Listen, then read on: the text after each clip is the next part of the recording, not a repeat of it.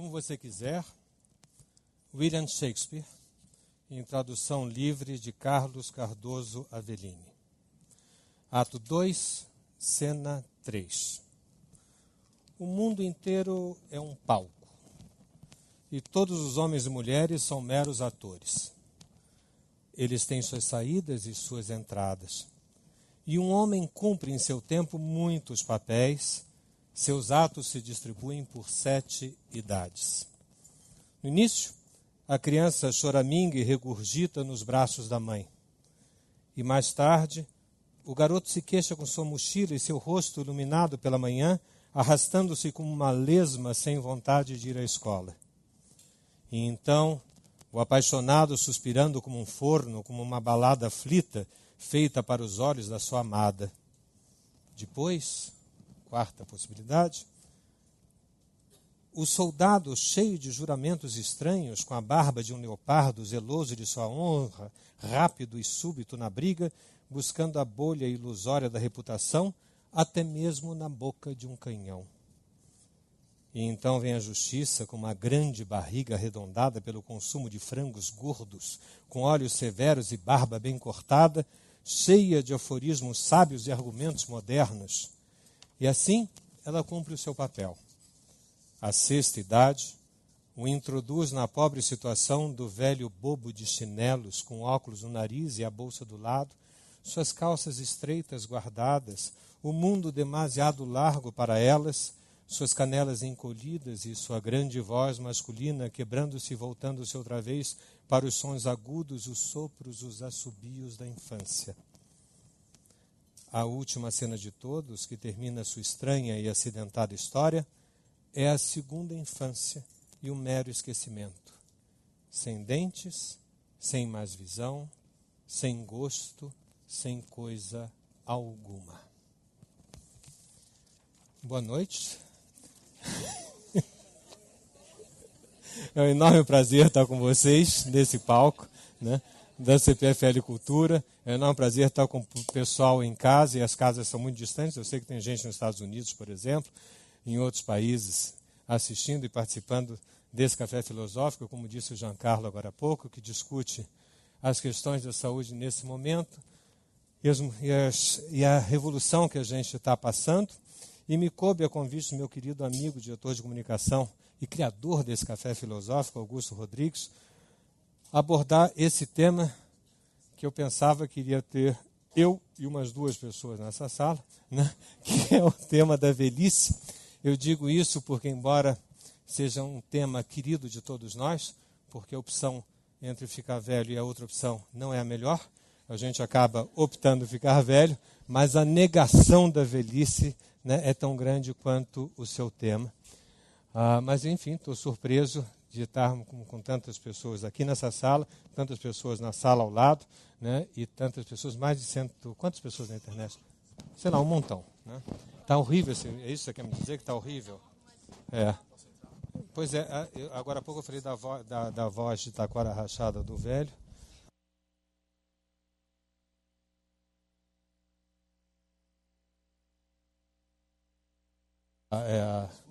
Alô, melhorou, né?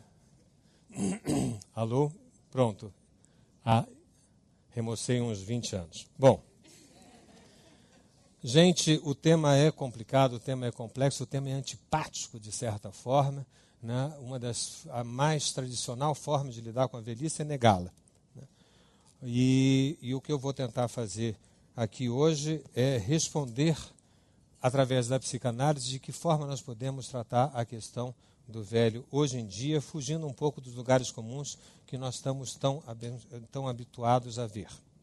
Eu comecei por essa passagem, não a passagem inteira, ela não é conhecida, mas a primeira frase é muito conhecida de todos nós, que a vida é um palco. Possivelmente Gilberto Gil deve ter se inspirado nela para falar que uma certa parte do seu corpo cheirava talco. Mas, enfim, o mundo inteiro é um palco, a ideia de Shakespeare, e vocês viram que ele divide as etapas da vida em 7. Tem inúmeros estudos de por que Shakespeare utiliza o 7. 7 é um número cabalístico. Bom, evidentemente não é esse o meu tema, né, mas simplesmente mostrar que é uma divisão vertical, é uma divisão progressiva. O ápice da vida para Shakespeare está aos 40 anos de idade, você sobe até os 40, 50 e desce daí para frente. Eu peguei um outro exemplo para dividir com vocês, ainda nesse primeiro momento nosso de esquentamento do tema, de nos aproximarmos dessa questão, de ver como as pessoas já refletiram sobre isso. E peguei num livrinho chamado A Crise do Meio da Vida, de Françoise Millet-Bartoli, edição Odile Jacob. Eu acho que não tem que eu saiba, não está traduzido. Ela retoma, por exemplo, do livro sagrado da medicina chinesa, Neiqing, retoma os decênios, segundo a medicina chinesa. E aí diz que aos 10 anos de idade os órgãos do homem são firmes, sua energia concentrada embaixo do corpo, razão pela qual as crianças adoram correr. Aos 20 anos o sangue e a energia estão no período de crescimento no sentido vivo e leve. Aos 30 anos, os 5 órgãos estão em perfeito funcionamento e energia, o sangue está no máximo da sua intensidade e o caminho é tranquilo. Aos 40, a carne e a epiderme começam a se relaxar, os cabelos caem, a energia e o sangue estão em equilíbrio e a gente adora se sentar. Aos 50 anos, a energia do fígado começa a se enfraquecer, a secreção biliar diminui, a acuidade visual abaixa. Aos 60, a energia do coração enfraquece, nós temos tendência a ficarmos com um pouco de sono. Avisa os navegantes. Aos 70 anos, a energia começa a ratear, ela diminui, a pele fica seca. Aos 80, a energia dos pulmões se enfraquece, o espírito começa a se inquietar, a gente perde a memória e a gente se perde falando. Aos 90, a energia dos rins se enfraquece, por sua vez, e o homem se cansa. Aos 100 anos, a energia dos órgãos desapareceu, o espírito foi, não resta mais nada que um corpo físico. De novo, uma visão triste, uma visão de decadência da velhice, uma visão de perda.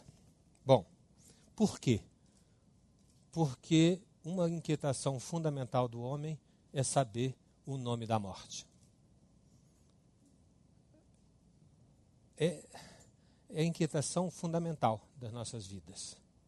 E normalmente a gente associa o nome da morte com o velho. Em algum momento, mais para frente, vou rapidamente projetar algo baseado em Heidegger, que lembra que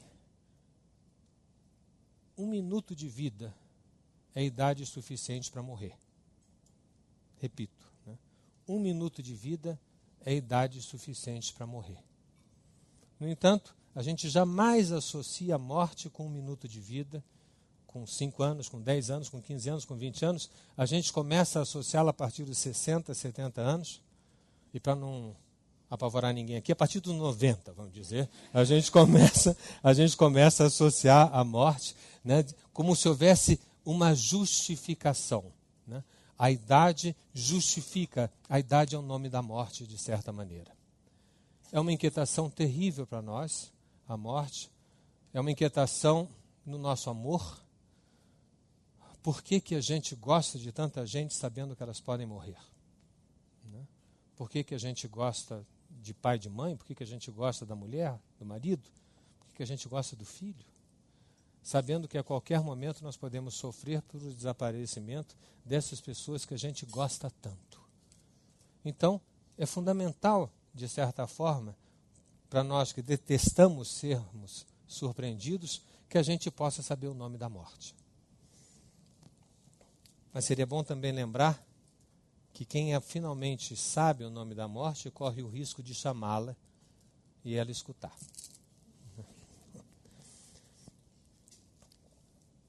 Associo, então, acho importante que a gente veja, que ponha isso em questionamento no momento em que existe uma incompatibilidade, razão da nossa discussão aqui hoje. Passa o primeiro slide. No momento que existe uma incompatibilidade entre o lugar da velhice e os velhos que nós estamos aí. Hoje em dia, não se para mais de trabalhar aos 60, 70 anos de idade. Hoje em dia não se para de amar aos 50, 60, 70 anos de idade. Hoje em dia não se para mais de planejar aos 50, 60, 70 anos de idade. Essa idade eram idades de pouso, eram idades de aterrissagem.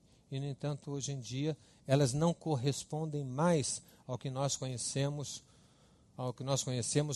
como a boa moral do envelhecimento. O mundo é outro.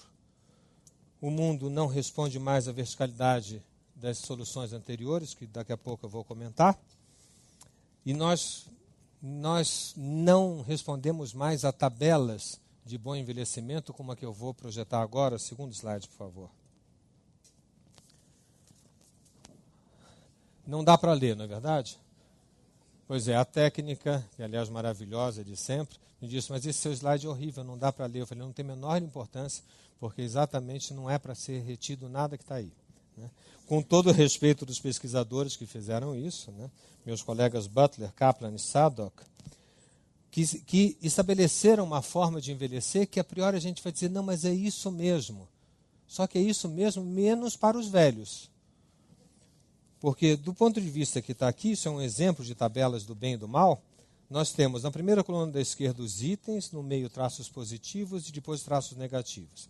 Então, eu diria, por exemplo, o melhor da vida, o que é? Traços positivos para o velho. Esse é um exercício responsável do poder, maturidade e produtividade. Traços negativos é ter uma concepção de ganhador, oposta do perdedor, é a competitividade. Segundo, o que fazer do tempo que sobra? Possibilidades, alternativas, organização de engajamentos, nova direção. Traço negativo, isolamento, fatalismo. Terceiro, fidelidades e engajamentos. Engajamentos em relação a si mesmo, aos outros, à sociedade, maturidade filial. Negativo, hipocrisia, decepção em relação a si mesmo. Crescimento e morte. Traço positivo, natural em relação ao seu corpo. Traço negativo, esforços patéticos e frenéticos, por exemplo, para ficar jovem, hostilidade e inveja dos jovens e de seus filhos, resignação e passividade. Finalmente, comunicação e socialização, maior fineza intelectual, continuidade, rede social importante, estabilidade das relações dos lugares e das ideias, e negativo, repetição, aborrecimento, impaciência, isolamento, conservadorismo, confusão e rigidez. Enfim, pode tirar, por favor. É algo que a gente pode dizer, sim, é muito bem pensado. Né? Sim, responde ao bom senso. Sim, responde a uma moral progressiva, responde a uma adequação, responde a uma harmonia. Resta saber se o desejo humano é harmônico.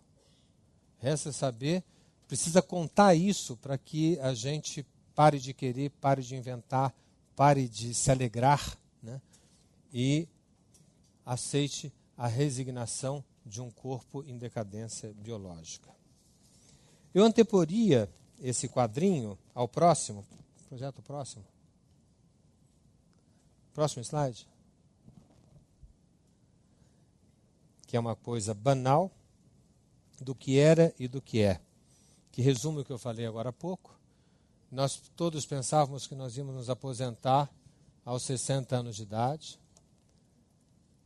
e que a gente ia cuidar dos netos dos 60 aos 70 e dos 70 a gente ia ter uma morte feliz.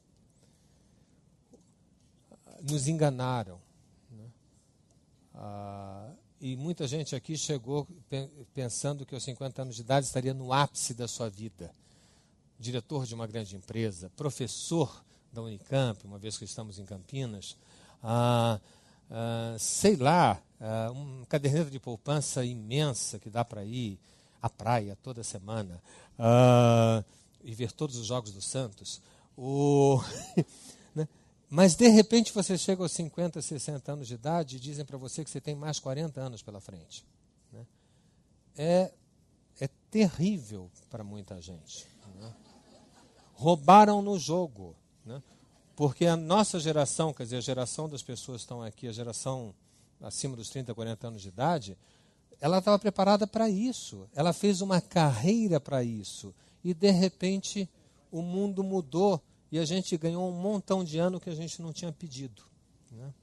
A gente não pode nem se queixar mais, estou velho, estou com 60 anos de idade.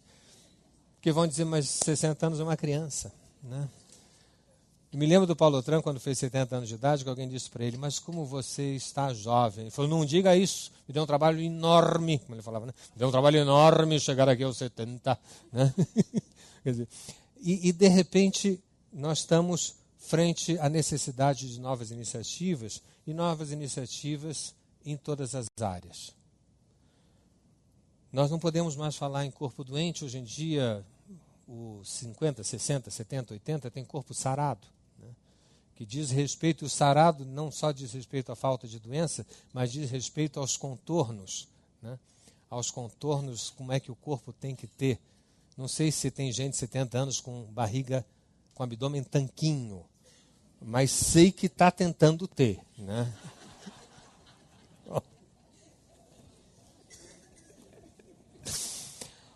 O mundo que a gente está deixando, né? A gente ficava com a véia, né? Agora a gente fica com a moça. Vocês sabem que quando esses remédios, eu citei aqui em outro café filosófico, outra discussão nossa, quando foram lançados esses remédios para a caída orgânica do homem, esses levantadores, né? Houve um grupo de senhoras nos Estados Unidos que processaram o laboratório, porque, afinal de contas, seus maridos estavam em casa muito bem acomodados e, de repente, ficaram serelepes e começaram a se interessar por várias outras pessoas do seu quarteirão. E o laboratório foi processado. Eu não sei se ganharam o processo, mas que houve o processo, houve. Enfim, nós viemos de um mundo que a gente se preparava para aterrissagem e agora nós estamos aqui hoje tentando descobrir como descolar, né? Hoje em dia essas pessoas, elas não estão aterrissando, elas são descoladas, né? Elas estão fazendo, elas vieram para a pose e disseram, ei, tem que arremeter, né? E arremeteram novamente, só que diz assim, mas para onde? Como diria Carlos Drummond de Andrade, né? Em Agora José. Arremeter para onde? Que é a nossa questão hoje, né? Porque nós tínhamos uma bússola para fazer nós pousarmos aos 60 e 70, agora a gente vai arremeter e eu vou tentar falar dessa bússola do para onde. Muito bem. Dizia antes de mostrar esses... Não tá? Tira, né? Tira, por favor.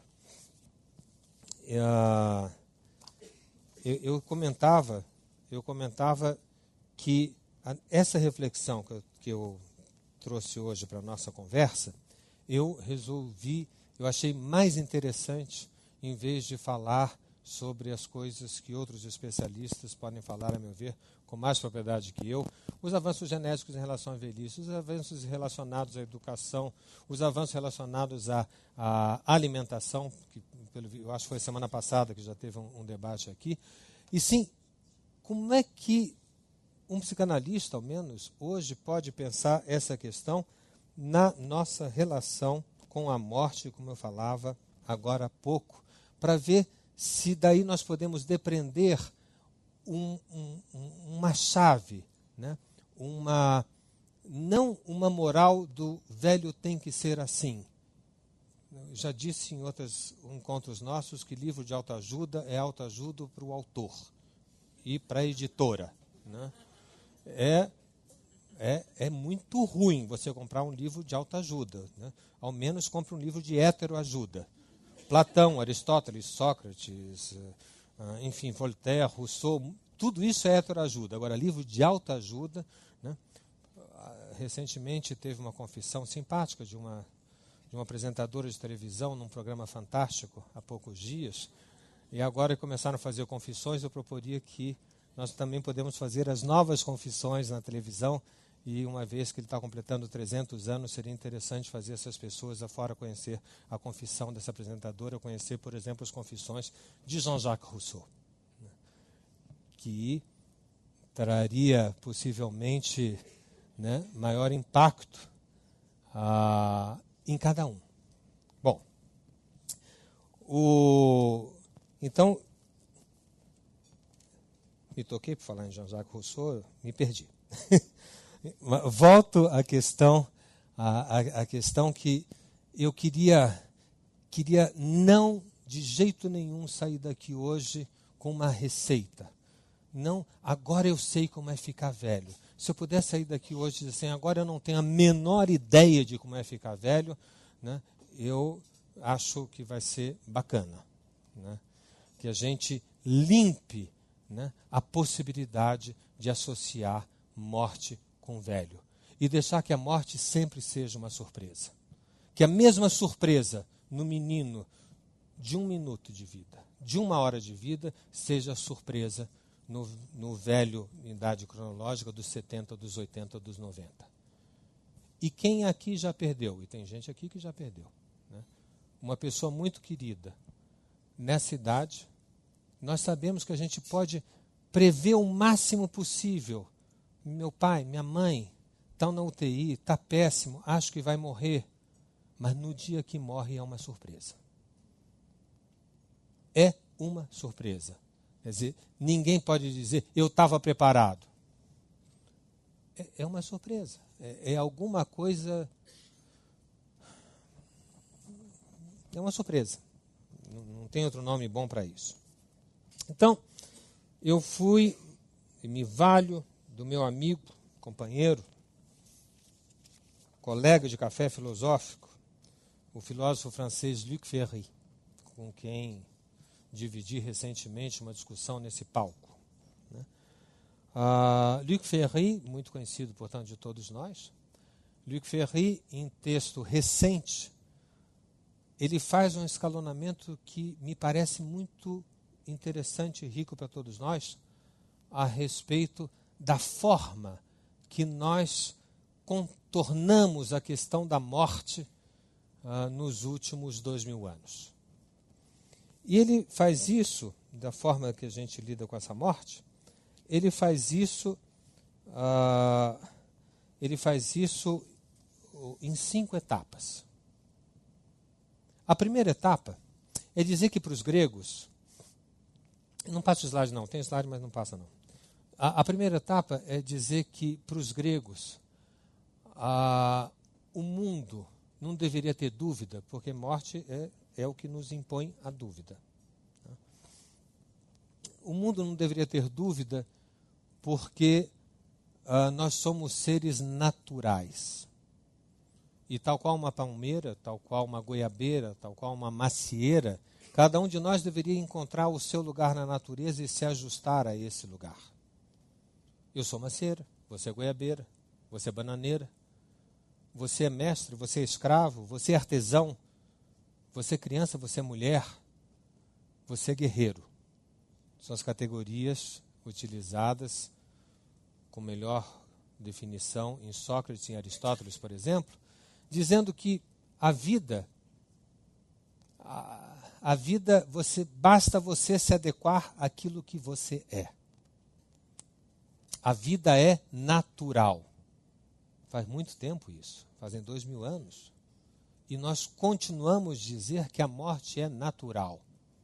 Para os gregos, não hoje. Embora a gente ainda se valha da acomodação que dá para nós sabermos, morreu como todo fruto tem que morrer. Na famosa metáfora, né, da semente, o fruto, a pele velha do fruto e das rugas. Já pensou começar a pôr botox em macieira? Enfim, quer dizer, a pele embotocada, né, e finalmente o fruto que cai e que volta para a terra para semear novas pessoas. Bonito. Velho que nem sei lá. Isto sim é velho, né? Mas nos consola pensarmos, né, naturalmente. O pensamento natural foi substituído pelo pensamento religioso. O pensamento religioso tem uma grande vantagem sobre o pensamento natural, porque promete uma vida após a morte, que o pensamento natural não promove. O pensamento natural não resolvia a inquietação do homem, mas eu vou morrer, e aí o que eu vou ser? Nada, vai ser semente. Né? E as pessoas ainda hoje dizem, mas eu não quero ficar para semente. Existe essa frase, eu não quero ficar para semente. Bom, então, se você não quer ficar para semente, né, surge um novo pensamento, surge um novo paradigma, um paradigma religioso, que oferece uma solução para isso. Você está aqui só de passagem. Nós nos encontraremos, né, na outra vida. E em seguida pergunta, e com que idade eu vou estar nessa outra vida, hein? É a pergunta imediata, que eu nunca vi uma resposta, mas quem tiver, no nosso debate seria interessante. Enfim, o pensamento religioso é um pensamento que tem essa vantagem, que dá a vantagem de uma outra vida, e tem uma segunda vantagem, que ele é democrático. Todos nós somos iguais e todos nós temos que conquistar o direito a uma outra vida. Para os gregos, a sociedade não eram todos iguais. Na concepção ética da natureza, as pessoas são diferentes. Daí a aristocracia, né? As posições são diferentes. Quem nasce para mestre é mestre, quem nasce para escravo é escravo. E tem uma passagem que nos choca em Sócrates, por exemplo, quando ele diz como o escravo deve agradecer ao senhor de recebê-lo em sua casa, pois o senhor está protegendo das agruras das ruas da mesma forma que faz com seu cão, que também o senhor protege da casa e da comida.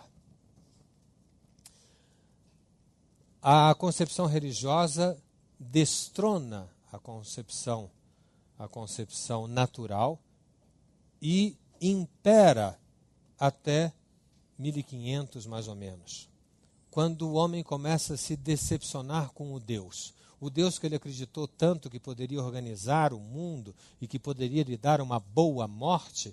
Tem Nossa Senhora, por exemplo, com esse nome, Nossa Senhora da Boa Morte, né? Ele se decepciona. Tem o terremoto de Lisboa, tem as descobertas científicas que põem em questão os dogmas religiosos, surge Copérnico, surge Galileu. Ele começa a se decepcionar e ele busca uma nova transcendência, palavra que eu vou precisar dela, transcendência, algo fora de si que o oriente, que não seja mais a natureza, que foi a primeira transcendência, que não seja o Deus, que foi a segunda, mas que seja o saber. Seja o saber que ilumine o seu caminho. E nesse momento, né, a partir de Descartes, e depois prosseguido por Rousseau, já citado, por Voltaire, por Kant, que escreve o manifesto dessa nova luz que dá entre nós o nome de iluminismo. Onde estava Deus é o saber colocado na posição vertical de orientação do homem, e nós passamos a nos aquietar, nós passamos a nos orientar desta forma. E quanto mais velhos nós ficávamos, mais sábios, mais perto do saber, né? Mais erudito, mais feliz, né? E mais adequado a essa proposta. Finalmente, 1900, um imenso turbilhão. Surge alguém como Frederico. Bom, surge alguém como Nietzsche, né, que pega seu martelo. É assim que ele falava, né? Ele pega o martelo e começa a bater sobre tudo aquilo que a gente acreditava. E chama a natureza, os deuses, a razão, de falsos ídolos. Nada disso serve. Nenhuma transcendência deve orientar o homem. E nós vivemos o século da desconstrução. Quarta etapa. O século da desconstrução. Finalmente, a etapa que nós chegamos hoje é a pergunta se há uma saída a essa desconstrução. a uma nova saída para lidar com a morte? A proposta de Luc Ferry é que sim, que nós estamos frente a um novo tipo de humanismo, sobre o qual vou falar um pouco daqui a pouquinho. Vamos rever o que eu acabei de falar através dos slides que eu não deixei projetar, por favor. Então, primeiro, a natureza. Segundo, natureza e religião. Terceiro, natureza, religião, iluminismo, humanismo. Quarto, desconstrução. Quinto, isso já falei, a partir do primeiro minuto de vida já se é velho o suficiente para morrer. Depois, estão todos aí, os 5, natureza, religião, iluminismo, desconstrução, novo humanismo. Depois, esse é interessante. O que eu fiz? Eu peguei essas 5 categorias, né, essas 5 éticas, essas 5 formas de se adequar frente à morte, e disse, muito bem, as pessoas estão querendo fazer livros de autoajuda de como é que eu vou envelhecer. Mas só que o mundo de hoje é um mundo do desbussolamento, é um mundo sem verticalidades, é um mundo que não oferece nenhum protocolo a priori. Razão pela qual existe tanto protocolo, né? Porque é o baile da ilha fiscal dos controles humanos. Daqui a pouco, né, esses protocolos não terão mais existência, porque esses protocolos estão gerando uma humanidade de genéricos, né, de todos iguais. E as pessoas não suportarão serem todas iguais. Num primeiro momento, elas seguirão todos o mesmo livro de autoajuda daquele mês, mas depois vão descobrir que eles vão ficar todos chatíssimos, né? Todos sem relevo, todos sem singularidade, todos irrelevantes. Então, pensei que a natureza, que essa ética natural, nos dá ainda hoje a ideia que o velho é aquele que deixa suas raízes, que é maduro e que faz sombra para seus filhos bem poderem crescer sobre o abrigo. Eu sei que eu estou falando isso de uma forma crítica e alguém pode estar perguntando, mas isso é tão bonito, né? Por que você está fazendo crítica a isso? Eu não estou fazendo crítica a isso, eu só estou dizendo que a fila andou, né?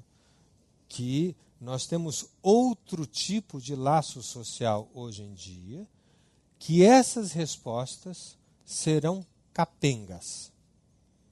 Que se hoje em dia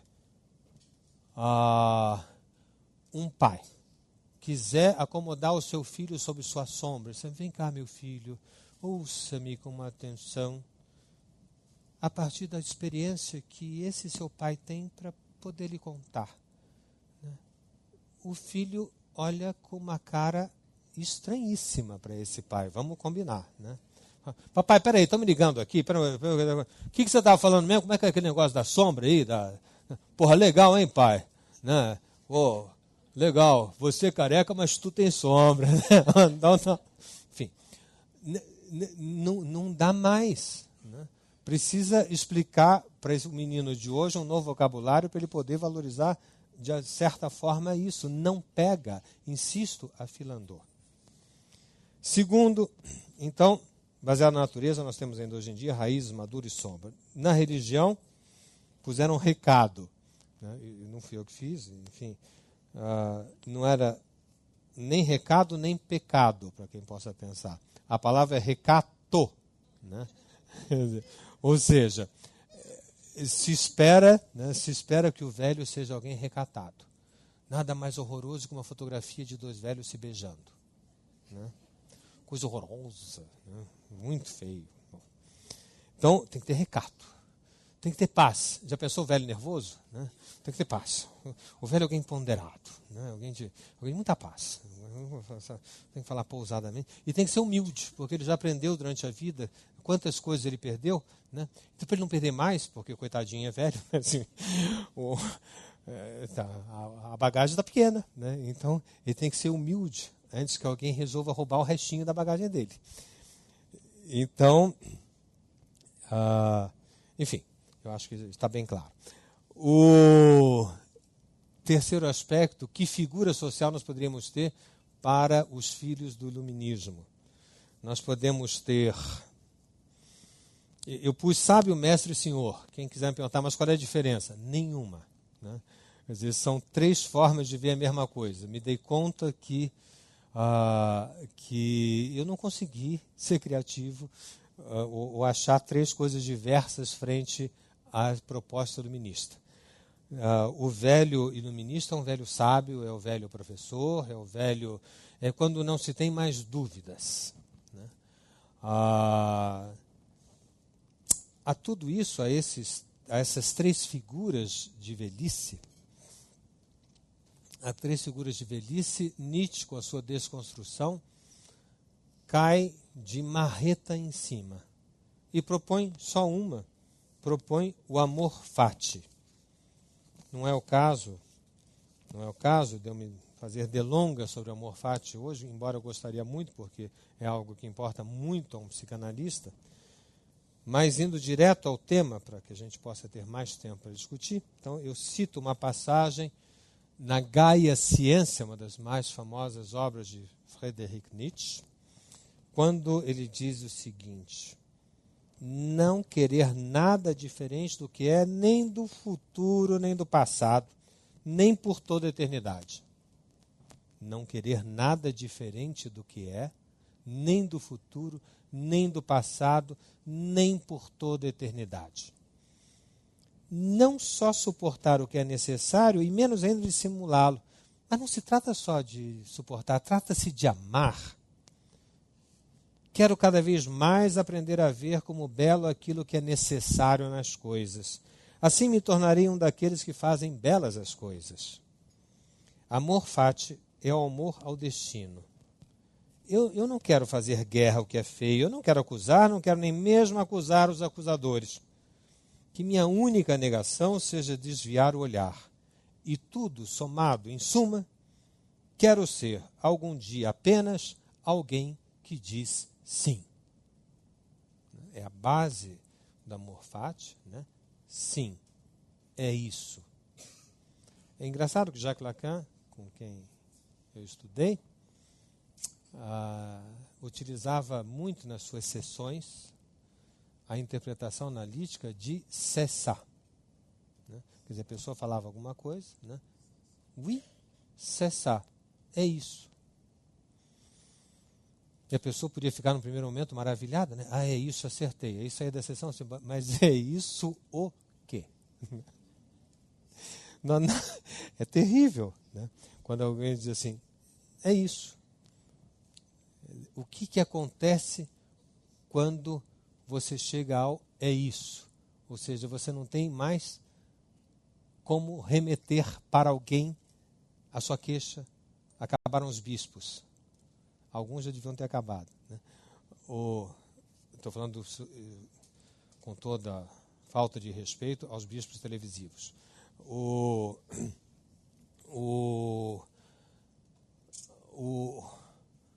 amor fati é um ponto de passagem fundamental para esse momento posterior.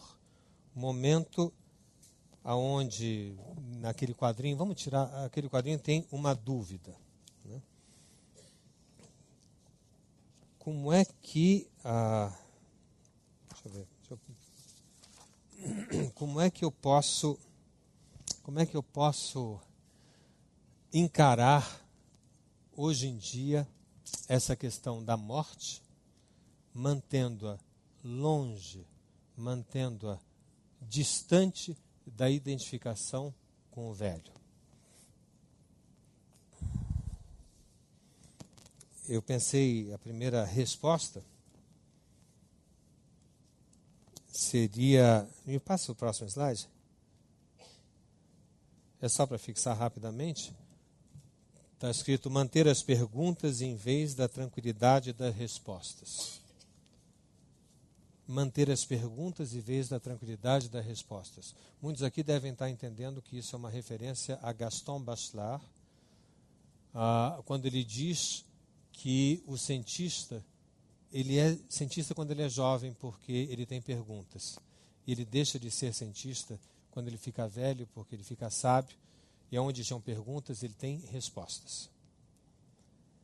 Uma das formas mais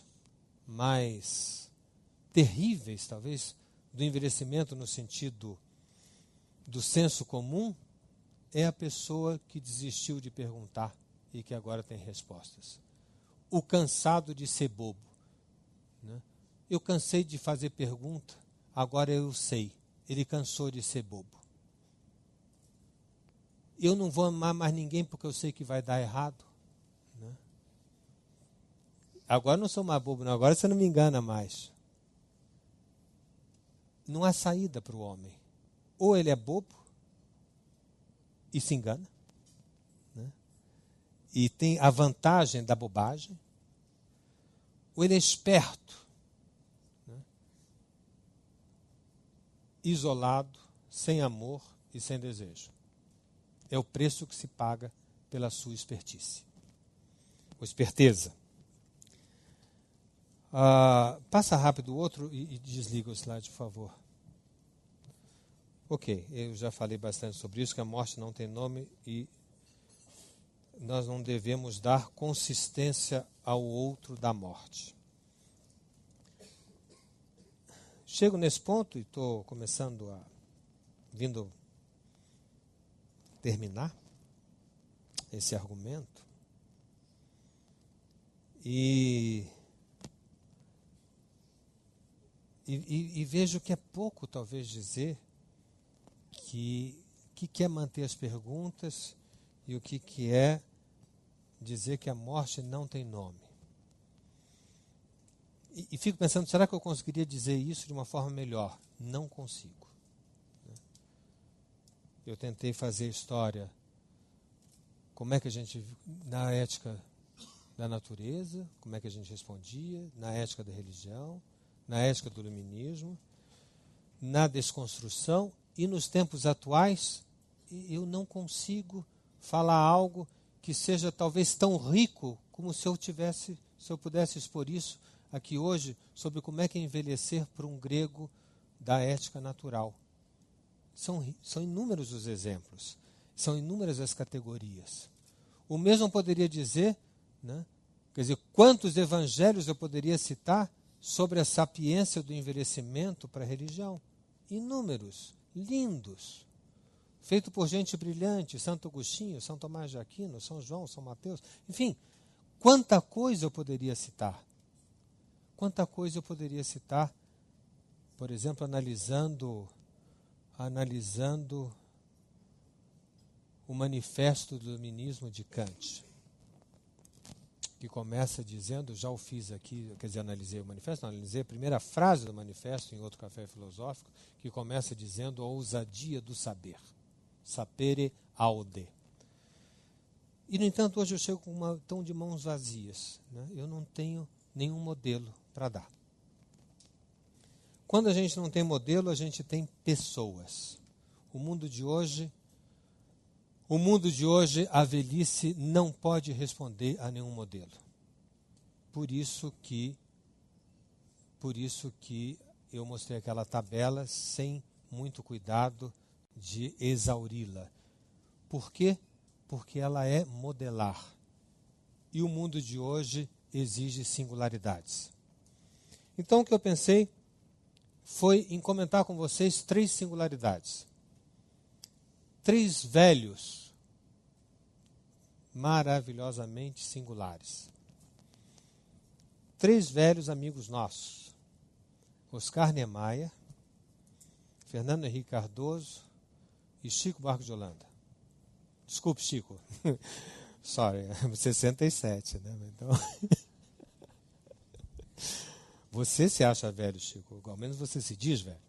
Então, tem uma progressão, tem Niemeyer, 104 anos, Fernando Henrique, 80, Chico, 67.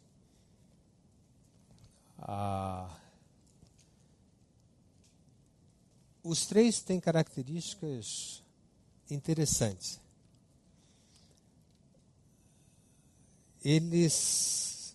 Ninguém avisou a eles que eles estão velhos. ninguém avisou Niemeyer que não é hora mais dele ficar projetando. E muito menos de ir ao sambódromo. Sambódromo não é lugar para cadeira de roda, Niemeyer. Você não tem nada que ficar desenhando e nem ir visitar o que você construiu em Niterói.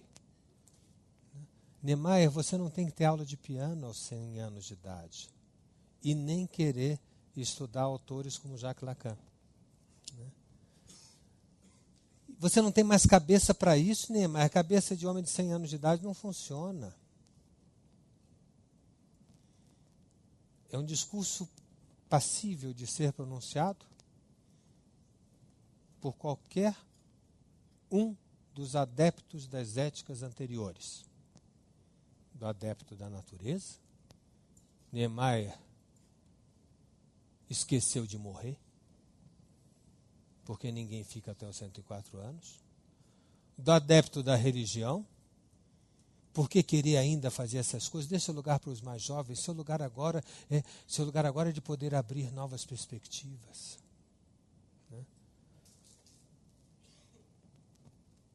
Do adepto do iluminismo. Não, do amor fati, ele não estaria mal. Fernando Henrique Cardoso. Corro o risco de trazer o nome de alguém que hoje em dia é mais conhecido como ex-presidente da República que como sociólogo. Mas vou falar do sociólogo. Então, por favor, não me escutem com reticências políticas. Mas sim de ver que esse homem que tem 80 anos de idade e que assumiu, teve o cargo durante 2 mandatos de presidente da República de um país, Brasil, em seu último livro, ele questiona, não responde, ele questiona o poder que ele mesmo exerceu. Seu último livro se chama A Soma e o Resto. Nome, aliás, interessante. A Soma, é um livro que ele escreve para comemorar seus 80 anos de idade, e o resto. Enfim, com muito cuidado de não ferir susceptibilidades políticas, insisto, leio a página 97, a seguinte passagem, eu vou me restringir a isso. Ou será que esses relacionamentos múltiplos atuais estão gerando uma consciência que não é como no passado, a consciência de classe, de pertencimento a um partido, e sim a consciência que cada um tem que se mover de vez em quando por certas causas, e as causas são tão diversas quanto os interesses dos indivíduos. A diferença tal está no de vez em quando e na pluralidade das causas.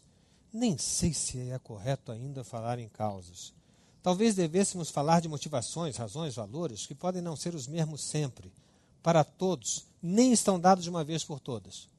Veja, ele afirma e infirma ao mesmo tempo, tentando encontrar uma forma de sair do pensamento causalista habitual, vertical, hierárquico, centralizador, dizendo, existe uma nova realidade no laço social e o fazer político hoje não responde mais ao fazer político anterior, mas não é o anterior de 100, 200 anos atrás, não, é o anterior de 10 anos atrás. Nós sofremos uma revolução paradigmática fundamental. Brasília não existe mais. Volto a fazer referência a Carlos Drummond. Minas não existe mais. No modelo antigo, a arena estava definida. Brasília, no caso. Ele não cita Brasília, só estou explicando, uma vez que vocês não estão vendo a página inteira. O debate se dava nos partidos, no Congresso, e no limite, nos movimentos sociais. Hoje, o debate ocorre, na maioria das vezes, sem mobilização e com intensidade variáveis. Ou seja, sem mobilização, não espere mais, o povo unido jamais será vencido.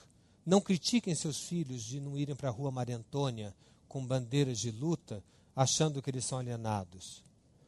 Não pensem que eles são alienados porque eles estão em casa, num computador e nas redes sociais, porque eles são virais e eles estão criando imensas revoluções nesse mundo.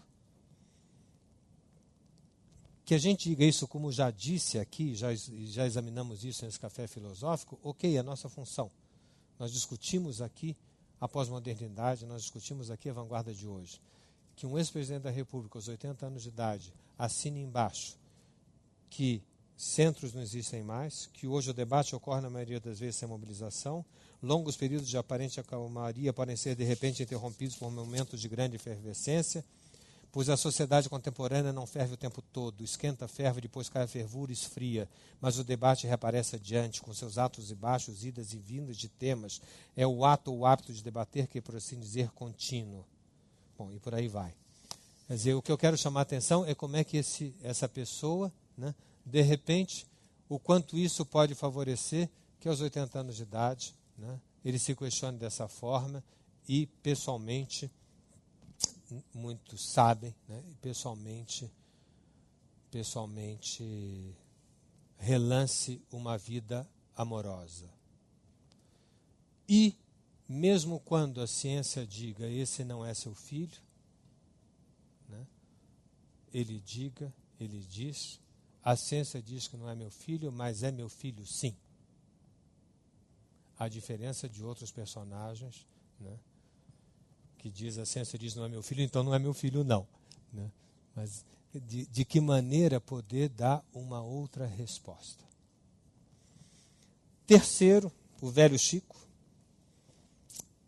que eu convido, não já, técnica. Todo mundo deve ter sido, agora eu falo de uma unanimidade, me salvei. Né? Chico Barros de Holanda, quase uma unanimidade brasileira, lança seu último disco, profundamente alguma coisa, aonde, em homenagem a quem eu já citei, meu amigo Augusto Rodrigues, não podia deixar de citar isso, sei que é uma música muito querida a ele, e há muitos seguramente aqui presentes, e aí na internet, ou na TV Cultura, quando ele diz em Essa Pequena, ele diz que o tempo dele é curto e o tempo dela sobra. Quer dizer, contradiz de cara as éticas anteriores. Quem tem tempo curto não pode ficar com quem tem tempo de sobra. Quem tem cabelo cinza não pode ficar com quem tem cabelo cor de abóbora, não orna.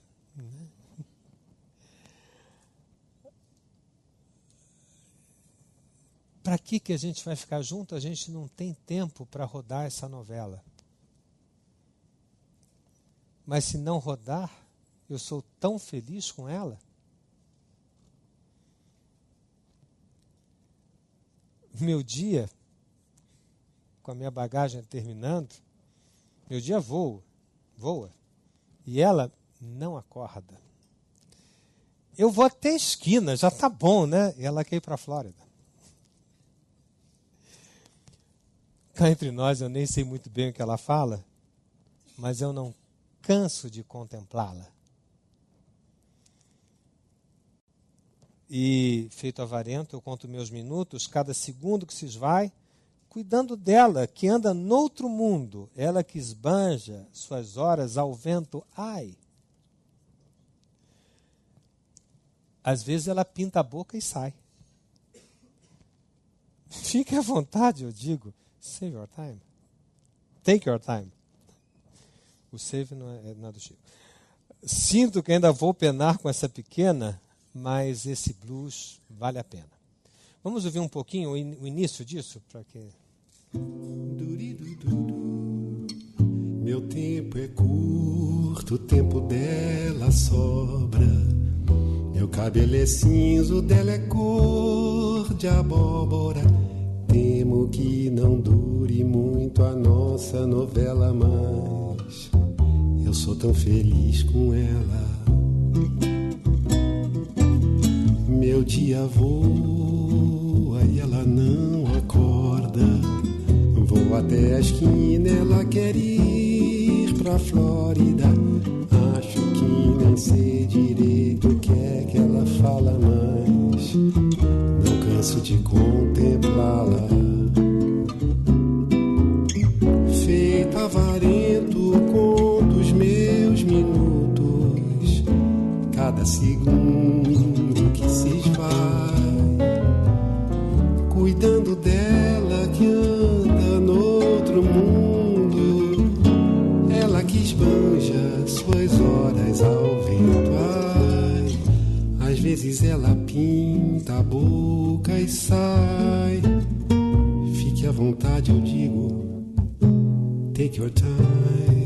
Sinto que ainda vou penar com essa pequena, mas o blues já valeu a pena.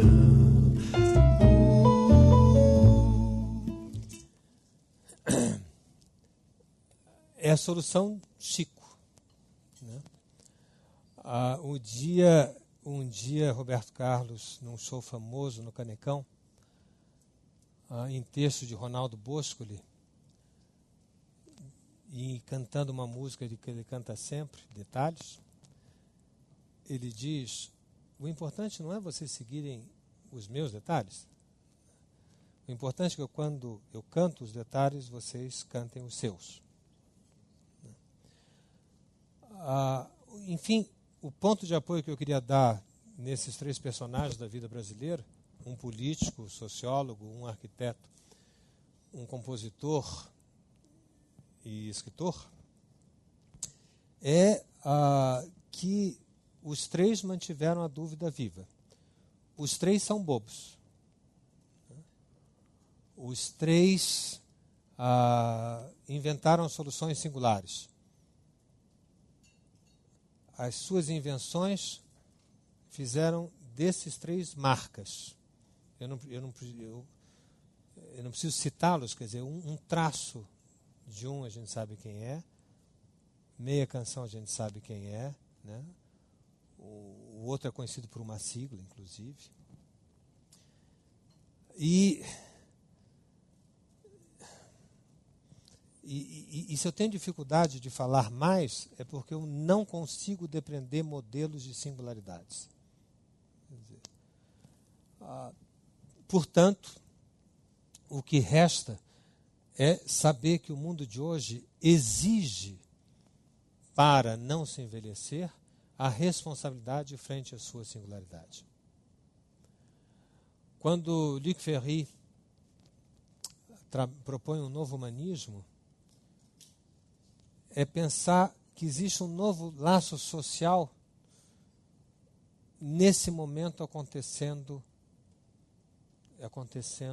entre nós. E esse laço social não é o mesmo laço social que respondia às três épocas anteriores: natureza, religiosa e iluminista. Nas três anteriores, a nossa transcendência nos levava a nos consagrar a coisas grandiosas. Nós morríamos em guerras, nós morríamos em revoluções, nós morríamos em religião. O menino de hoje não vai morrer por nenhuma dessas três coisas. E não adianta a gente dizer que ele é covarde, que ele é alienado. Ele é menino de um novo tempo, ele é um mutante. Ele vive uma nova época. E hoje em dia, aquilo que nós podemos morrer por nos sacrificar, base da palavra consagrado, né, que quer dizer aquilo pelo que eu me sacrifico, né, é a pessoa próxima, é o outro ser humano, é algo que nós começamos a notar na sociedade, que é um repúdio àquilo que possa ferir elementos fundamentais do laço social humano. Ainda de uma maneira muito pouco estabelecida, muito pouco clara, nós podemos dizer que nós estamos frente a um novo amor. Lacan falou em novo amor, Luc Ferry tem um livro chamado Novo Amor, que acabou de ser lançado. Não, o livro dele chama-se A Revolução do Amor. Lacan falou em novo amor no seminário Encore, ainda mais. Lipovetsky, estou falando de amigos nossos, Lipovetsky também já esteve aqui. Enfim, os cientistas das humanidades hoje em dia todos apontam que nós estamos, nesse momento, constituindo um novo laço social frente ao qual é necessário invenção e responsabilidade. Ir, invenção, I, e responsabilidade, R. Todos estão de acordo que esse novo amor é um amor direto, sem intermediários. Onde eu não estou mais com alguém ou em algum lugar por alguma outra razão que não a de querer estar com aquela pessoa e naquele lugar. Que as concessões são menores. As concessões são menores a padrões de uma sociedade outra. Mas a implicância é maior na presença de alguém próximo. Onde a sociedade será viral e onde a sociedade será feita de pequenos grupos que se juntam como vírus, que se juntam, se separam, se juntam novamente, e que existe uma nova corrente espelhada nas redes sociais que não pararão de crescer e se multiplicar e exigirão presença física, como a gente está aqui hoje. Não pensem que a gente vai ficar totalmente na rede. A rede exige a presença. E, frente a esse novo tipo de amor, que Fernando Henrique falou, nessa multiplicidade de grupos se reúnem sem nós sabermos qual é a causa e não, claro, o objetivo. Aonde eu não preciso compreender, e já comentei aqui da vez anterior, a pergunta não é mais hoje em dia você me compreendeu. A pergunta é saber que se aquilo que em mim bateu um sentido, se em você pôde dar algum sentido. Não que você copie o blues de Chico Buarque, nem a Menina de Ipanema reproduzida nas curvas de Niterói, ou de um museu, ou desde o início da sua obra, no corpo da Igreja de São Francisco, na Pampulha. Mas como diria Picasso, não me pergunte por que eu fiz Guernica. Se eu fiz, é porque é factível.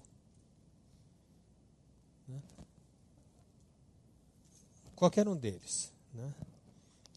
Deixa a ideia que nós não temos por que chorar frente a um leite derramado.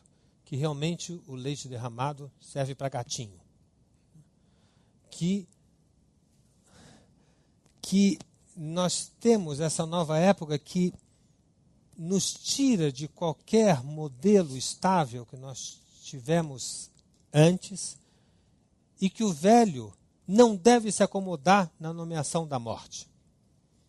O velho deve ser capaz de ter a coragem de invenção e da responsabilidade, como esses três brasileiros têm. Como esses três brasileiros insistem, de forma muito díspare, com aplausos ou com vaias. Mas os três são singularidades. Os três, né, não se adequam.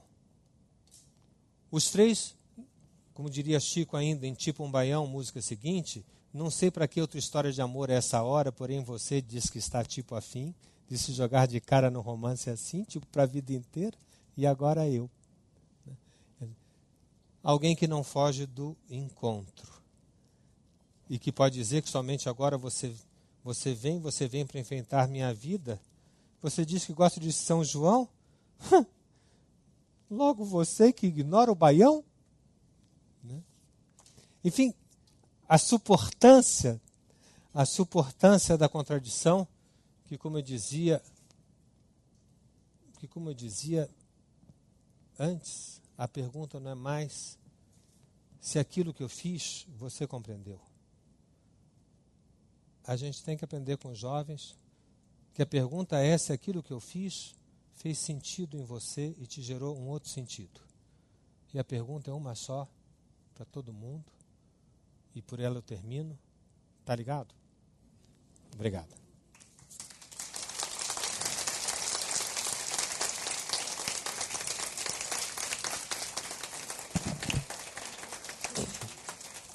Obrigado. Bom, depois desse quadro muito bem desenhado por Jorge Forbes, né, sobre as singularidades na velhice, passamos para as perguntas, já que é prerrogativa dos jovens, né, fazer perguntas, então é com vocês, como ele disse justamente, né? Então passamos para vocês as perguntas. Levantem a mão, A Gabi vai atendê-los e procurem serem objetivos de maneira tal que a maioria possa participar. Obrigado. Me dá uma caneta. Um minuto só, me empresta uma caneta.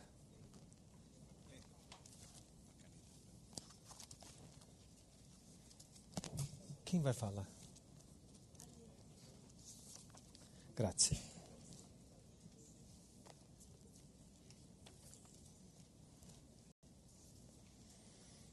Ai. Onde é? Jorge. Oi. Foi assim tocante sua conferência. Eu acho que você traz uma nova velhice. E quando você diz que nós estamos numa nova época que tira qualquer modelo de antes sobre a velhice e que o velho não deve se acomodar na nomeação da morte. E eu acho que existe na universidade uma nomeação da morte que é a aposentadoria compulsória. O que você acha disso? Esqueci que eu estou com o microfone. Eu acho uma excrescência, né? Eu acho uma excrescência na universidade e nas empresas.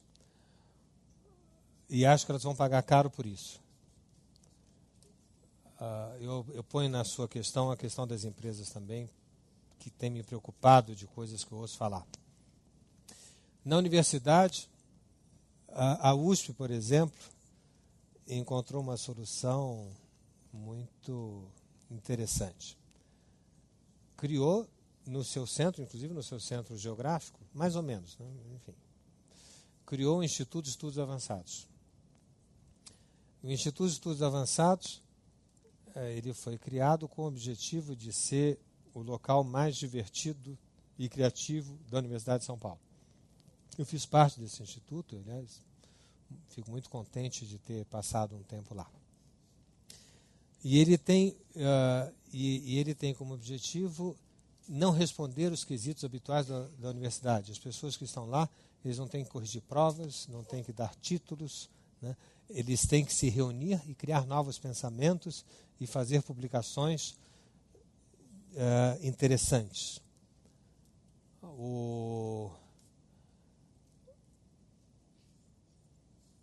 Ainda acho, quer dizer, eu acho que isso responde à sua questão sobre a universidade, que a universidade se deu conta, mas ela deu um jeitinho. Quer dizer, ela se deu conta, ela mesma cria uma coisa dizendo isso é o mais interessante, mas ela continua fazendo uma coisa chata. Até quando, por exemplo, a USP não vai ser um grande instituto de estudos avançados? Não sei. Eu falo dela porque é minha universidade querida, né? E são das coisas queridas que a gente mais critica. E a burocracia, mesmo sendo ela, né, a grande universidade brasileira, a burocracia faz com que ela seja muito menos do que poderia ser, do meu ponto de vista. É tão ridículo aposentar alguém hoje em dia aos 70 anos de idade. É tão extemporâneo. Agora, como é que, quer dizer, as pessoas responsáveis por essas burocracias não sabem ainda muito o que fazer com aquele professor legal, a não ser dizer para ele que ele é magnífico, né? É pouco. E eu acho que falta, se a universidade não acordar, ela vai ser passada para trás, como já está sendo passado por vários centros de pesquisa mais ágeis, mais interessantes. A mesma coisa na empresa, até onde as empresas vão continuar dizendo que uma pessoa, aí é pior, não é 70, é 60, né? 60 anos de idade vai para o conselho, né? São modelos que respondem a essas éticas anteriores. Não, vamos procurar novos diretores, vamos procurar tem um nome para isso, me esqueci agora, mas enfim, Vamos procurar no mercado novos diretores, que será formidável a gente trazer sangue jovem para a nossa empresa, será muito melhor do que aquelas outras pessoas. Ok. O que está acontecendo? Está acontecendo que as empresas estão colocando executivos em cargos de importância absolutamente desimportantes para a sua importância. E tentam fabricá-los através de cursos de treinamento. Até cachorro a gente treina, né? Então ficam treinados, sem dúvida nenhuma, né? Mas ficam treinados para um mundo em absoluta modificação. Então o que acontece? No primeiro embate vai ter que chamar o consultor. Quem é o consultor? Aquele que foi posto para fora. Então nós vamos ter empresas onde a burocracia será levada por jovens executivos sem nenhuma criatividade. Conhecer como é que funciona um computador não é criatividade, hein? Bom, sem nenhuma criatividade, né, para inventar novas formas, né, e consultores que serão os verdadeiros dirigentes no sentido de dar sentido dessas empresas. Então, veja, para as empresas, os consultores, para a USP, o Instituto de Estudos Avançados, né, e para o mundo, uma necessidade de rever, à luz da pós-modernidade, esses princípios caducos, seja na empresa, seja na universidade. Eu estou dando respostas muito longas, né? Prometo que eu vou ser mais curto. Tá bom, João Carlos, sei disso. Mas nós ainda nós temos tempo ainda. Hã? Dr. Cláudio, boa noite. Meu nome é Luiz. Eu quero fazer uma pergunta para o senhor. Uma inquietação que eu tenho a respeito da subjetividade da passagem do tempo. Então, o senhor citou 3 pessoas ilustres que estão com idade biológica avançada, com a mente extremamente lúcidas, né? É uma pergunta mais, acredito que da área metafísica, assim. O tempo, como nós, seres humanos, sentimos a subjetividade, a sensação de passar pelo tempo. O tempo passa por nós passamos pelo tempo, ou é apenas uma sensação? Porque a mente não envelhece na realidade, o corpo sim é que envelhece, né? Como é que o senhor vê isso? Luiz, agradeço a questão. Me permito chamar de você, dado ao tema de hoje. Apesar do seu cabelo cinza.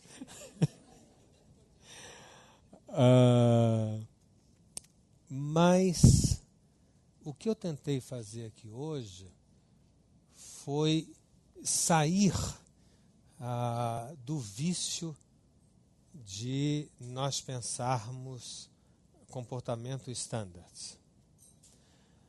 Quando a gente diz da inquietação da passagem do tempo, eu acho que você se refere que não é possível o velho, quando eu falo agora falando velho do ponto de vista biológico, né? Quer dizer, pessoas, vão dizer, de mais de 50, 60 anos de idade, não é possível que ele não se pergunte como é que eu vou fazer com essa ruga? Como é que eu vou fazer com essa dificuldade de me levantar da cadeira? Como é que eu vou fazer com esse corpo esquisito? Será que, a partir por exemplo, do que eu falei, isso quer dizer que nós sejamos indiferentes a isso? Não.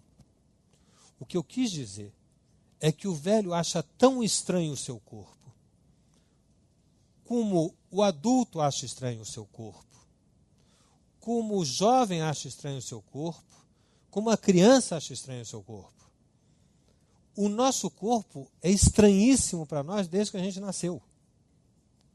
Nós não temos uma connaturalidade com o corpo, no sentido, né, de absoluta integração. Uma vaca tem. Vaca nenhuma duvida, não tem café filosófico no pasto. Né? Bom, ela tem uma integração completa com o seu corpo e com o seu ambiente. Né? Dá um estrogonofe para uma vaca, ela não come. Né? Ela prefere o pasto. Bom, nós comemos as coisas mais diversas, inclusive o pasto. Né? Bom, então, quer dizer, O que eu quero insistir, Luiz, é por que dizer que só o velho se acha estranho quando olha a ruga? Capeta! A gente se acha estranho desde que nasceu. Coisa mais esquisita que sou eu. A língua alemã tem duas palavras para o termo corpo. Leib e Körper. Eu não sei falar alemão, não. Aprendi algumas palavras, entre elas essa.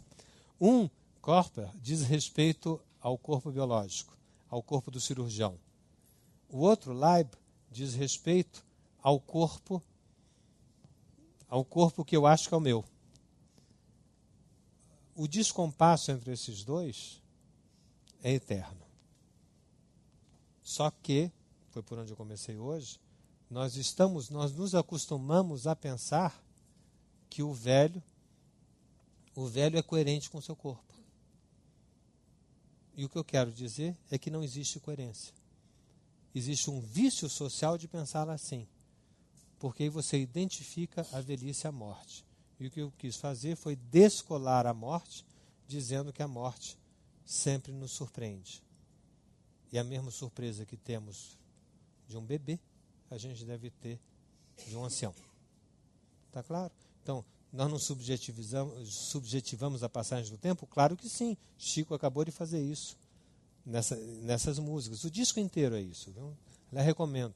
Quer dizer, o disco inteiro é a mesma temática. Ele está tentando se virar. Ele está tentando... O que eu faço com esse diabo dessa mulher? Que pôs em questão o corpo dele. Mas essa questão eu acho muito mais interessante do que saber se vai pôr botox ou não vai pôr botox. O que eu faço com esse corpo de cabelos grisalhos frente ao espelho da menina de cabelo ruivo? Me parece que essas questões são mais interessantes que as questões dos padrões sociais.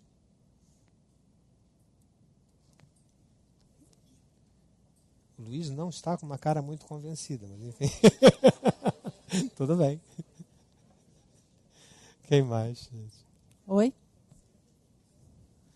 Tudo bem. Por aqui só. Tem internet? Ah, é? Tá bom.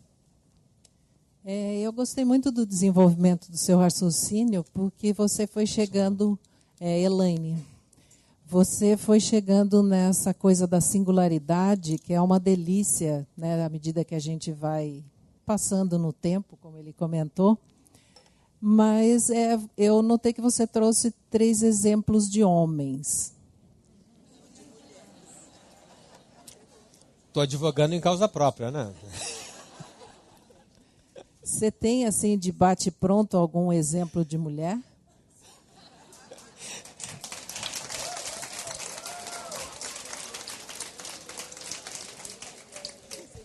Você, Elaine, que consegue pegar o palestrante depois de 2 horas, que suou a camisa, que fez um elogio do velho, né, e tchum, né, assim, genial. Quer dizer, que conseguiu fazer uma pergunta criativa, inventiva, responsável, atiçadora. Bom, obrigado.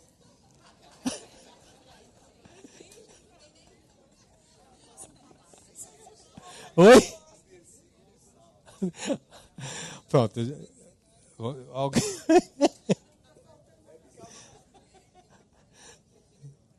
Não, a minha resposta foi séria, viu? Eu estava rindo, mas é séria. Tá? Hã? É séria a resposta, eu não quero falar.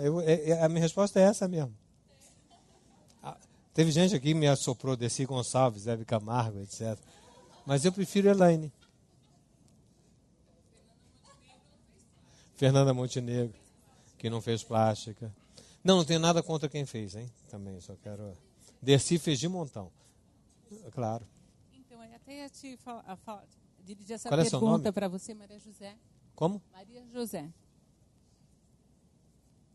A questão do Botox, que você falou que não é tão importante, mas assim, falando versus Gente, singularidade versus modelos que você citou, não fica assim esse exagero dessa busca desses modelos, dessas formas, na nossa faixa etária, eu digo, eu acho um pouco de exagero, será essa fuga não sei, não que eu seja contra, né?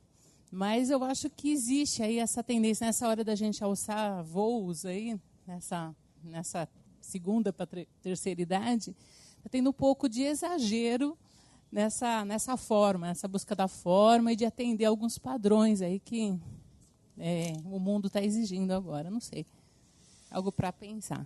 Gente, mas o que eu tentei trazer hoje, eu insisti o tempo inteiro, foi me recusarei a falar dos padrões.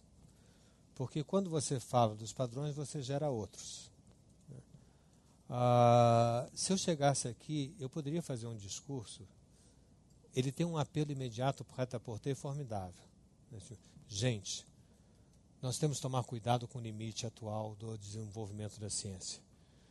Cabe a nós mesmos pôr um basta sobre esse desencadeamento desenfreado de novas soluções que fazem com que, no primeiro momento, ponhamos botox no meio da testa e fiquemos com cara de bruxa, porque levanta do lado, e em seguida do lado e fiquemos com cara de paisagem, por ter ficado sem nenhum tipo de relevo. Né? Temos que tomar... Enfim, eu posso continuar fazendo esse discurso, ele está na ponta da língua, né? E eu acho que é tão banal que eu consigo fazê-lo. Né? Mas é banal. Eu acho o que eu quis dizer, o que eu quis trazer, tenho a pretensão de dizer que é um pouco menos banal, que é dizer de uma postura ética, que, se assumida, resolve todos os problemas anteriores. Então, se eu disser que a velhice de hoje, o velho de hoje, não pode escapar da responsabilidade, da invenção e da responsabilidade, tal qual Elaine, Chico, né, Fernando... Elaine, Chico, Fernando, Henrique e Oscar, né? Com isso, eu já respondo que o despautério dos meus queridos colegas dermatologistas, cosmetologistas, cosmiatras e, como é que é o nome disso? E cirurgiões plásticos, né? Que tem que dar, é evidente que tem que dar um basta nesses pacientes, mas tem que dar um basta nos médicos também. Né? Tem que dar um basta nos doutores, sei lá o quê, brasileiros que vão para os Estados Unidos e que fazem, né, absurdos televisivos. Enfim, e que escapam às leis do Conselho Regional de Medicina por causa disso. Então, mas isso é óbvio. Mas não acredito numa sociedade que vai começar a dizer você só pode usar, sei lá, tantos mililitros de Botox. Mas acredito que, se as pessoas tiverem a responsabilidade frente à sua singularidade, elas utilizarão cirurgia plástica, botox, ou seja o que for, né, com a invenção irresponsável de cada um. É isso. Tá? Então, não sou contra. Boa noite, Forbes. Para matar sua curiosidade, realmente está bem cheio aqui o chat, tanto quanto está aqui a pessoal... fisicamente, tá? Virtualmente também tem bastante pessoas, várias perguntas, vários comentários. O J. Luiz Starling, ele lembra da frase do Nelson Rodrigues, né? Que ele dava o seguinte conselho aos jovens: envelheçam. E o professor Luiz, ele te faz uma pergunta, que é a seguinte: como envelhecer numa sociedade em que, mesmo novos, já somos obsoletos?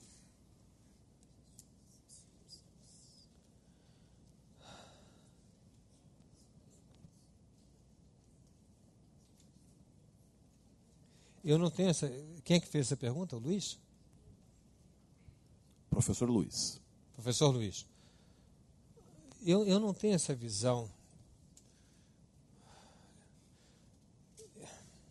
Eu sei que eu vou contrariar o que mais se fala nessas revistas semanais mas eu não acho que nós estejamos vivendo um mundo isolado, eu não acho que a gente está sendo suplantado pelo novo gadget.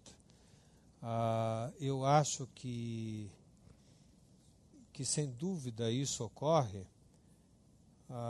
mas como um defeito, como é que eu vou falar? Não, eu estou sendo muito abstrato, eu vou ser mais concreto, peraí. Esse tipo de pergunta sempre vem, né? essa sociedade não respeita mais como antigamente. Essa sociedade está produzindo uma série de coisas inúteis. Essa sociedade não dá o valor. Como é que a gente pode sobreviver? Foi o que eu estava falando agora há pouco na resposta para Maria José. Eu acho que nós estamos lendo a pós-modernidade com olhares velhos. Esse café filosófico há anos. Há quantos anos, Augusto? 10 anos, né? Eu não tinha medo mas nós estamos comemorando 10 anos. Quer dizer, há 10 anos, esse projeto que é o mais complexo, né, debate da sociedade brasileira, ao meu ver de muitos, tenta gerar uma maneira de se apropriar da pós-modernidade sem receitas anteriores. Esse tipo de visão de que nós estamos perdidos porque, como diria Caetano, nós estamos em construção e já somos ruína, faz parte de ver esse mundo com os olhos anteriores. Eu acredito realmente que o que nós precisamos é mudar de paradigma. E ao mudar de paradigma, nós não teremos essa visão tão pessimista. Eu acho que a gente passa a ter uma visão desafiadora, mas não pessimista. Mais alto? Foi mal colocado esse microfone aqui.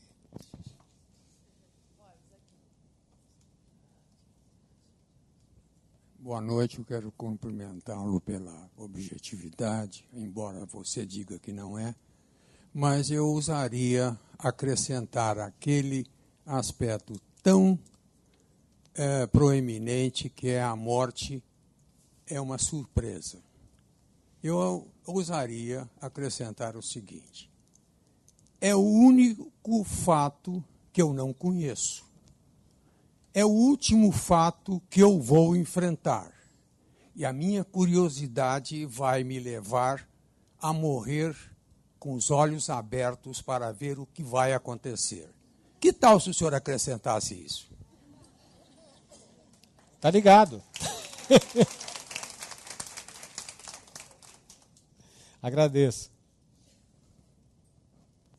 Quem mais?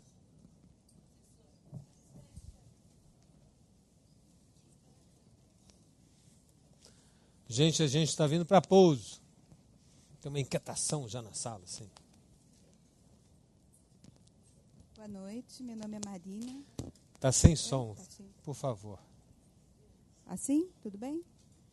Meu nome é Marina e com relação à pergunta que o Luiz da internet fez sobre a questão de tão cedo se tornar obsoleto... Desculpa, eu não estou ouvindo, Marina. Dá um pouco Tenho mais... que falar mais alto assim? Tá Tem. bom? Tudo bem. Com relação à pergunta da internet que o senhor respondeu sobre a questão de se tornar obsoleto, eu estava vendo recentemente que com relação a pessoas, né, a pesquisadores que trabalham com a discriminação no mundo do trabalho, eles colocam que realmente a discriminação, hoje uma pessoa na faixa dos 40 anos, ela já sofre uma discriminação por questão da idade. Então, até eu estava lendo recentemente, até hoje, falando sobre a questão até de não usar esse termo, por exemplo, de você falar de pessoas do envelhecimento a partir dos 60 ou 70, mas a partir dos 40 anos, que realmente as pessoas estão à parte do mercado do trabalho. Eu gostaria de saber o que o senhor pensa disso. Assim, além do que o senhor falou agora, assim, com relação mesmo a pesquisas que existem com relação a esse tema. Marina. Deu para entender ou ficou meio confuso? Não, deu para entender, sim.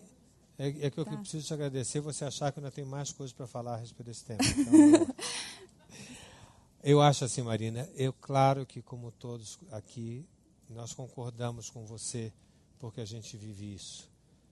E no mercado de trabalho, 40 anos começa realmente a ficar velho. Então, você vai dizer, então é contraditório com tudo que foi falado, né? Vamos combinar, vamos começar de novo o Café Filosófico hoje. Não. O que eu falo o que eu tento falar é a tendência para onde nós estamos caminhando. Agora, este café filosófico se quer uma reflexão sobre o mundo que está acontecendo na ponta do que deve estar acontecendo, e não do que aconteceu. Com isso eu quero dizer que se nós estamos aqui fazendo uma reflexão sobre o avanço, sobre a vanguarda, né, isso não quer dizer que isso já esteja instalado, porque se tivesse instalado, nós não tínhamos por que estar aqui. Esse café filosófico ele tem a função de provocar. E de provocar uma pergunta assim, mas se isso é assim, por que aos 40 anos de idade eu sou velho? Né? Porque, frente à tentativa, frente ao desbussolamento que nós vivemos na globalização, frente à perda de parâmetros, frente à sociedade de rede, frente à multiplicidade tecnológica que ultrapassa em muito na sua fabricação de objetos a nossa necessidade e o nosso desejo, frente a tudo isso, a sociedade responde, para conter essa avalanche, responde quase de uma forma mimética, dizendo, bom, então para fazer isso eu preciso de pessoas mais jovens, que sejam mais ágeis, que estejam mais perto desses meios de comunicação, por isso que eu falei agora há pouco, né, que internet não quer dizer ser jovem. Né? Conhecer computador não quer dizer ser jovem. Quer dizer, nós estamos, isso são soluções que a sociedade está dando. Por exemplo, você é velho a partir dos 40 anos de idade, são soluções que são catástrofes, né? E que não funcionarão. Porque no mesmo momento em que você tira a pessoa de 40 anos, foi o que eu tentei responder na primeira pergunta, que foi feita pela Elza Macedo, né? Quando você tira o professor de 70 anos, você o inclui no Instituto de Estudos Avançados, por exemplo. Não é só a USP que tem estudos avançados, várias universidades têm. Quando você tira a pessoa de uma empresa aos 60 ou aos 40, como você falou, você o readmite como consultor por outra porta. Em algum momento as pessoas vão começar a perceber que é melhor ver o café filosófico, porque estão fazendo um absurdo, porque estão porque como não tem uma teoria, como nós estamos perdidos, não aqui, como não tem uma teoria, né, para poder ler esta revolução que a gente está vivendo, que é uma revolução inacreditável. Pela primeira vez na história da humanidade, nós saímos de um laço social vertical, vertical da natureza, vertical de Deus, vertical da razão, para um laço social horizontal. Nós não temos a menor ideia de como vivemos esse mundo. Então, as pessoas reagem através de remédios velhos para uma nova configuração. Então, o que você insistiu, eu chamei de baile de gíria fiscal. Eu chamo isso de soluções de baile de gíria fiscal. Você vai dizer, não, mas isso está durando muito. Não está, do ponto de vista histórico, é uma besteira. Isso está durando 10 anos, 20 anos, 30 anos. O que é isso para a história? É nada. Nós estamos estabelecendo a globalização nesse momento. Nós estamos estabelecendo a pós-modernidade. Ainda são poucos os cientistas da pós-modernidade. Eu me lembro que no Congresso Mundial de Psicanálise, em 1998, há 14 anos atrás, eu fiz um discurso no encerramento do Congresso, dizendo que os psicanalistas teriam que mudar porque a globalização traria modificações, que nós teríamos que reinventar a psicanálise para um novo laço social. Quem presidia a mesa disse assim, muito interessante, o nosso colega Jorge Forbes falou isso, né? Não sei se devemos acreditar muito que vai haver uma globalização. Então, isso em pessoas que estão lidando no dia a dia. A inércia da sociedade é muito grande. Ela está sendo chacoalhada. Ela está sendo avisada. Olha, não dá.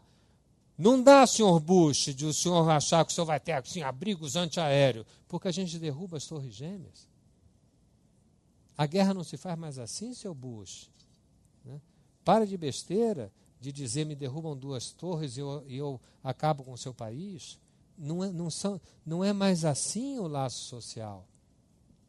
Agora, nós estamos nos primórdios. Nós estamos nos primórdios agora da implantação de uma nova forma de trabalho que está longe de ser concluída, nós estamos engatinhando. Ok? Jorge, passamos para a última pergunta da noite, que vem do Augusto. Ele é que gosta daquela música. Não, olha bem, está claro, então, que do ponto de vista objetivo, estrutural, seja pelos avanços da medicina, seja pelas operações plásticas, seja pelos remédios, o diabo, está havendo uma longevidade muito maior, não é? Então, se a gente acompanhar o que está acontecendo na Europa, não é? Seja pelo aumento da expectativa de vida no Ocidente, que aumenta permanentemente, seja pelo tempo de aposentadoria, que estava em 55 anos, 60, agora tem 67 já na Alemanha, não é? Então, isso coloca desafios para a humanidade imensos, para as empresas. Porque também, então, nós estamos usando velhos paradigmas para enfrentar isso. Então, no STF também é 75, né? Agora o Aires Brito vai ter que sair. 70, 75? 70, né? Hã? 70 anos. Quer dizer, então, acontece que uma pessoa há 30 anos atrás, com 70 anos, não tinha mais condições de trabalho. Hoje, uma pessoa com 70 anos pode ter mais 5, 6, 8, 10 anos. Então, tudo isso tem que mudar. Mas eu estou preocupado com outra questão. Que as próprias pessoas não conseguem ver. Elas incorporam esses velhos paradigmas. E quando chega aos 50, 55, 60, né, estão tendo... Por favor. Estão tendo dificuldade, não é, de agir de uma forma, não é, que possa estar consequente com esses novos comportamentos. Então, está toda hora, quer dizer, não é o tema do Chico, por exemplo, que está enquanto aí o Gulinha, etc., ele não sabe o que fazer. Mas é o tema de nós todos, que chegando aos 50, 55, etc., né, não conseguem ter uma autoimagem nossa, né, de tal forma positiva. Eu gostei muito quando você usou o amor fati. Eu acho que amor fati é dizer sim. É uma política da afirmação. E é dizer sim a toda. Então, é dizer sim quando você chega com 15, com 20, com 25, quando você chega com 60, com 70, 80. Né? E afirmar essa idade, e aceitar essa idade. Né? Sem, muitas vezes, precisar, por exemplo, usar, né, como diz o contato Calegari no artigo de hoje, ou de ontem, não sei, que ele chegou lá na Europa, deu um terremoto lá, ele falou, aí eu usei um não sei que químico, um remédio químico, não sei das quantas, para poder dormir, etc. Então, todos nós estamos usando químicas, não é? Então, o que eu acho que é mais complicado é isso, quer dizer, existe um mundo novo, não é? E as pessoas que estão enfrentando esse mundo, não é, estão enfrentando esse mundo também com velhos paradigmas.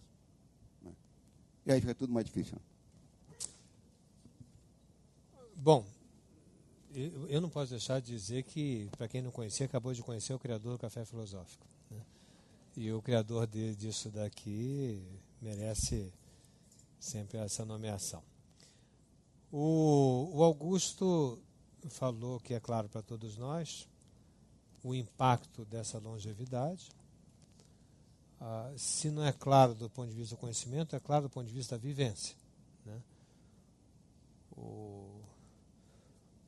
E inclusive de vivência afetiva. O filho hoje se pergunta por que o pai não aposenta. Porque ele foi criado numa imagem que deve substituir o pai. E o pai continua. E como é que ele fica? Né? É a ideia da fila, a ideia da verticalidade. Você ainda está aí? E eu? Né? Mal sabe ele que se ele quiser que o pai pare, ele terá que manter o pai. Então, é bom ele começar, né? Se ele não se deu conta disso ainda, ele será dado conta, porque por lei, senhores filhos, né? Por lei, né, tem que manter o velho pai. E isso cai num outro problema. Nós ganhamos mais 40 anos de idade e nós temos alguma possibilidade de ter seguro social para pagar mais 40 anos de idade? Não temos. Né? França já faliu nisso, Inglaterra já faliu, o Brasil, que é mais rico, que é mais... Quer dizer, nós não temos. Então, eu acho que isso é divertido porque eu não consigo realmente ser pessimista, embora eu sei que cara de conteúdo sisuda sempre dá a impressão assim, de uma sabedoria. Eu não consigo. Eu não consigo porque eu vejo que o próprio movimento humano vai fazer com que as pessoas necessariamente terão que se repensar. Então, sobre esses exemplos que o Augusto estava falando, seja na empresa, eu acrescentei a família, eu falei da Seguridade Social. Né?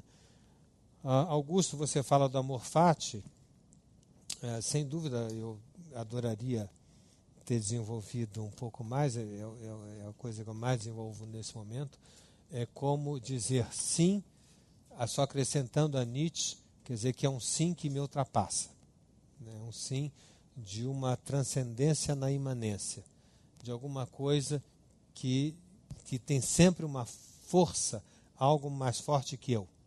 Né? E que a cada momento eu tenho que dizer sim e me deparar com isso daí.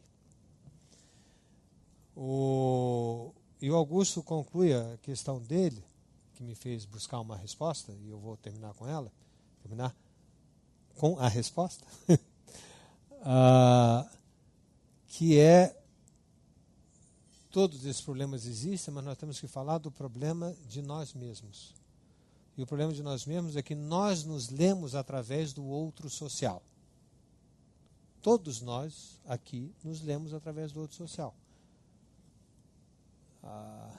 Quando hoje os homens aqui presentes escolheram, na imensa gama de variação da roupa masculina, do azul ao marrom, né, para vir nesta festa, né, como diria Noel, com que roupa que eu vou, a festa que você me convidou, né, os homens são repetitivos. E antes que Elaine diga, as mulheres são divertidas, estão na diversidade. Né, mas também, né, respondem a esse outro social, a não ser... O Chico, a cor de laranja também responde. Bom, a do cabelo. Então, nós seremos levados a, necessariamente, Augusto, a não responder ao outro social, se quisermos suportar o velho inventivo e responsável. E aí, enquanto você falava, eu dizia, bom, mas então o que eu posso, né, para retomar a sua questão anterior, que me disse que eu não queria ser objetivo. Não, eu quero sim, eu tento, eu nem sempre consigo, né? Mas eu tento fazer um esforço. Né? Então, enquanto Augusto falava, eu dizia, mas o que sensivelmente a gente pode traduzir essa questão da não resposta ao outro social? Porque isso é muito conceitual, é muito lacaniano isso. É uma linguagem que, para quem está assistindo, quem está aqui, sabe da minha formação lacaniana, ele está usando a questão do outro Lacan. Claro que eu estou. Né? Mas e como é que eu traduzo isso em miúdos? Eu traduzo isso em miúdos, Augusto, pelo medo do ridículo. Pelo medo do ridículo. Nós fazemos concessão ao outro social porque nós temos medo de parecermos ridículos. E nisso, Alberto Caeiro já bem o disse, né, que ridículos são aqueles que nunca escreveram cartas de amor. A resposta já foi dada pelo poeta. A resposta já foi dada por esses personagens que, se são artistas, tiveram que ultrapassar o medo do ridículo. Não é ridículo tentar aprender piano aos 100 anos de idade. Não é ridículo amar a menina de cabelo ruivo. Não é ridículo dizer que a capital está em todos os locais, não está mais no centro do Brasil. Né? Para suportar esse ridículo, para suportar ser bobo, Augusto, eu diria que, tenho vontade de dizer assim, é necessário fazer análise.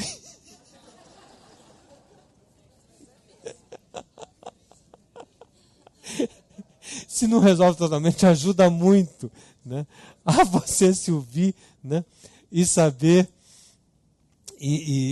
saber, né, que nós não temos outra saída na decepção de que o outro goste de mim, que é de validar o ridículo de cada um de nós e fazê-lo passar no mundo, como faz Elaine, Chico, Oscar, né, Fernando e você, Augusto, criando, por exemplo, esse café. Gente, muitíssimo obrigado a todos vocês.